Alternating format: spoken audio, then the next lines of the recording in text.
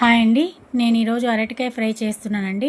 దీనికోసం అరటికాయలు, ఉల్లిపాయ, అలాగే పోపు పెట్టుకోవడానికి ఆయిల్, పోపు గింజలు, ఎండుమిరపకాయ, కరివేపాకు, కొద్దిగా ఎండు కొబ్బరి, అలాగే వెల్లుల్లిపాయ కారం అండి, పసుపు, ఉప్పు, పోపు గింజలు తీసుకుంటున్నాను.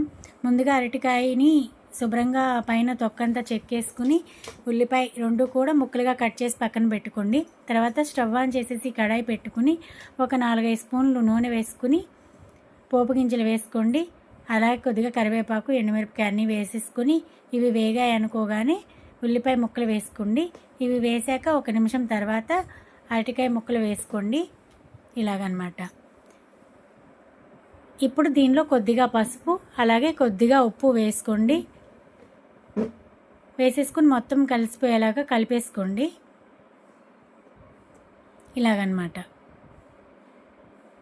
మనకి ఫ్రైస్లో ఆయిల్ ఎక్కువే పడుతుందండి, ఏం కంగారు పడొద్దు. ఫైనల్ వచ్చేటప్పటికి ఆయిల్ సపరేట్ అయిపోతుంది. అప్పుడు అవసరం లేదనుకుంటే తీసి పక్కన పెట్టేసుకోండి, పర్వాలేదు. ఇప్పుడు ఇదంతా వేగిన తర్వాత ఎండు కొబ్బరి, వెల్లుల్లిపాయ, కారం చల్లుకొని తీసేసుకోవడమేనండి. అంతే, మన ఫ్రై రెడీ అయిపోయింది. ఫ్రైస్లోకి ఈ కారం చాలా బాగుంటుందండి. నెక్స్ట్ వీడియోలో చూపిస్తాను ఎలా చేసుకోవాలో. Thank you for watching my video అండి.